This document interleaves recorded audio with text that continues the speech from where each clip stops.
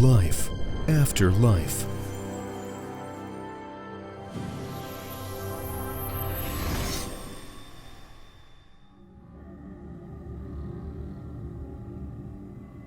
One day, the friends flew to a planet inhabited by little green men. They were the most advanced in the universe. As they approached, they saw the Greens sitting on a large platform, meditating and absorbing energy from the sun. They were small in stature, like 5 or 6-year-old children, with slender limbs and a large head, elongated big eyes, and a small nose. They walked naked, constantly recharging themselves with solar energy like plants. The green men lived in spherical houses, the upper hemisphere of which was transparent to allow the light of their sun to always penetrate their dwelling and recharge them with its energy. All their buildings had similar transparent roofs. Having telepathy, they immediately noticed Jan and his friends. One of them, the wisest, Ian, began to communicate with them telepathically. Why can't Earthlings reach your level? It's because you're forced to eat the bodies of beings or plants, while we feed on the energy of stars such as your sun. The more subtle the food a creature eats, the more elevated it becomes. But on your planet, there are beings similar to us. Those are the plants. Thanks to them, life exists on Earth. They are very high entities. And if a person is in nature and connects with them, feels their atmosphere, they become more spiritual, rejuvenated, and healed. Literally, miracles will happen to a person spending a long time in nature. But as we fly to you on flying saucers, we observe the exact opposite picture. People seek happiness anywhere but in the forest. The forests are nearly empty. The devil created diseases. And God created plants for each of them. So, herbs can heal people, save them from all woes and misfortunes. Nowadays, all of humanity spends any free moment in front of the TV, computer, phone, increasingly immersing themselves in an unreal world, completely destroying their essence by doing so. What awaits Earth? Its fate is not yet decided. In its future, there are several alternatives. Too many dark and light powers are currently battling on the earthly arena, and only the choice of the people determines whether they will come to complete self-destruction or not. It is their freedom of will.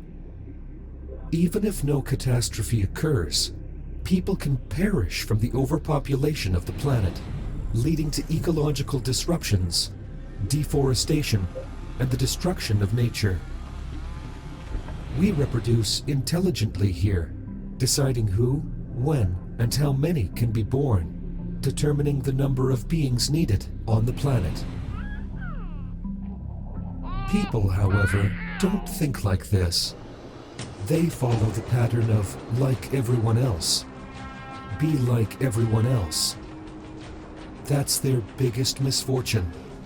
And although they call themselves intelligent, they are controlled by herd behavior, much like animals.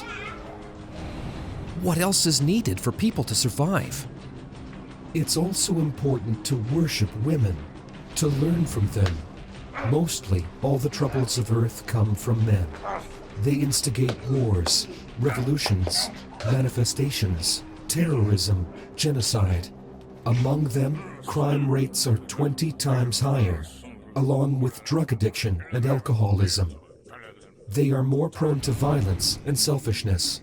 Although they consider women stupid, it turns out to be quite the opposite. In temples, in spiritual schools, the majority of the congregation is women, and it is on them that harmony, and indeed all life on Earth, relies. It is they who radiate more love, kindness, compassion, sympathy. These are the qualities that preserve life on Earth. These are the feelings of the heavens. So, why are there so few female spiritual leaders? The reason is that with the rise of patriarchy, men systematically oppressed women, denying them the opportunity to receive education, in some places not even allowing them into temples, considering them inferior beings. They were forcibly married off at 10 to 12 years old and kept as powerless servants. Ignorant people, fearing natural attraction to women and the resulting adoration and love for them, declared them sinful, impure, a creation of the devil. Women who were more or less educated and free were declared witches and burned. The ignorants didn't realize that sexual energy and love, creativity, and attraction that women generate are the most beautiful creations of the Lord. The current condition of the world, on the brink of destruction, plagued by misfortune and injustice, is precisely the result of this incorrect attitude towards women. The salvation of this world depends on women, and on whether a man sees in them goddesses. Boys and girls should be raised separately. As from school, a boy displaying aggression, bullying, and humiliation towards a girl learns the wrong attitude towards her, and the girl begins to consider such treatment as normal. Dusk fell. 2 flying saucers appeared in the sky and landed. The green men started to dress in clothes. When the sun sets, we dress. And when it's up, we walk naked again to recharge with energy, like your nudists. It's useful and can bring benefits to people. And the contact with minerals, lakes, rivers, mountains, these are the bodies of inorganic beings. All planets where, according to humans, there is no life, are inhabited by such beings. Life is everywhere, just in different forms, often incomprehensible to humans who are fixed on organic matter, considering themselves their body, not even knowing that one can live beautifully without it. The human soul clings to its heavy burden of the body and seeks an elixir of immortality for it, trying to prolong its suffering in this prison. It's the most absurd thing I observed while studying the lives of Earthlings when I flew there on a flying saucer. They are driven by their blindness, their identification with the body, and their meager physical life. Instead of aspiring to the kingdom of heaven created for us by God, in their blindness, humans identify with everything. An alcoholic with the bottle, a psych with their fear, a fanatic with their idea, seeing everything through the prism of their identification, and unable to see the world realistically and broadly, as it truly is.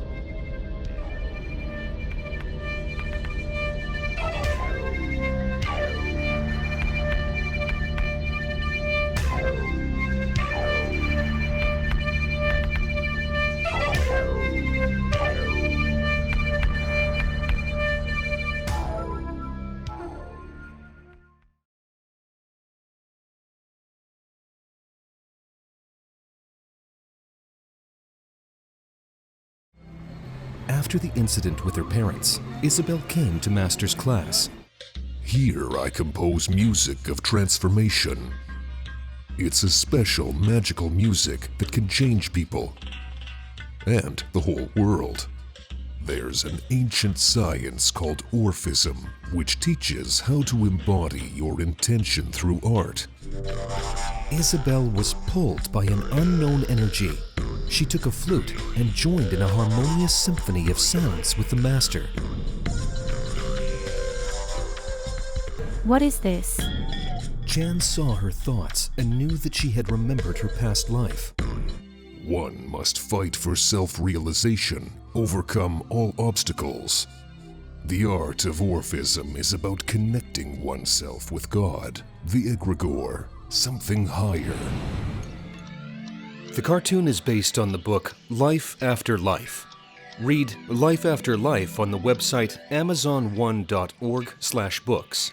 Receive more interesting practices, spiritual knowledge, and gifts on the websites of our partners. You will find details in the description.